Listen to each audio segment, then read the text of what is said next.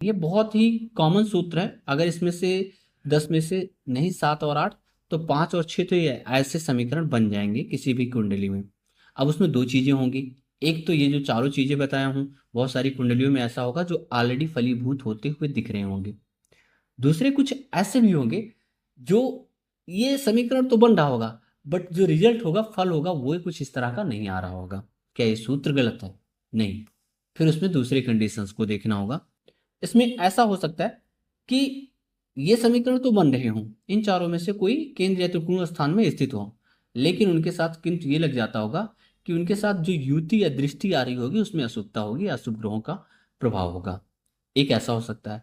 दूसरा क्या हो सकता है, इनके पास लॉर्डशिप किसी अशुभ स्थानों की हो, 6 8 12 की हो, या कहीं ऐसे जगह का ये अपने साथ में प्रभाव रखते हो जहां पर इनका सकारात्मक, जो इनकी नेचुरल प्राकृतिक जो ये गुण है वो तो ले रखे हैं, ये फल तो करना चाह रहे हैं, बट इनका जो आउटर वर्ल्ड है वो कहीं ना कहीं ऐसे से अफेक्टेड है कि जो रिजल्ट देने में इनको बाधा उत्पन्न कर रहा है, या कमजोर कर रहा है, या इनको अड़चने डाल रहा है, रोक रहा है, वो कर नहीं पा रहे हैं।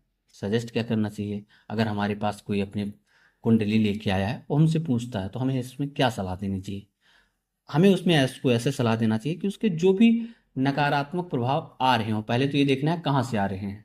क्या उसके पास कुछ ऐसी लॉर्डशिप्स हैं जहां से उसको नकारात्मक प्रभाव वो खुद लेके बैठा हुआ है, या फिर कोई अशुभ और इस तरह से दोष लेके ग्रह उसके साथ बैठे हुए, या फिर दृष्टि डाल के उसको प्रभावित कर रहे हैं।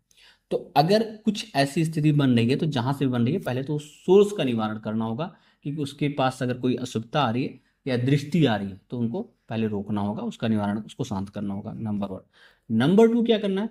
अब ये जो ग्रह बैठे हुए हैं, मान लेते हैं बुध बैठे हुए हैं पंचम स्थान में बैठ के ऐसे शुभ बना रहे हैं, तो उसको उसके ज्ञान अर्जन पर फोकस करना है। कुछ अपने नॉलेज से, अपने ज्ञान से कुल कनेक्शन बना के और उस पर ज्यादा फोकस करें, तो वहां से जब उसका जो सकारात्मक पक्ष है उसको बल देगा, नकारात्मक पक्ष को मॉनिटर एंड कंट्रोल करेंगे, ऑटोमेटिक ये सारी चीजें फॉलोवर्स होना शुरू हो जाएंगी, प्रभाव उनके ऊपर पड़ना शुरू हो जाएगा।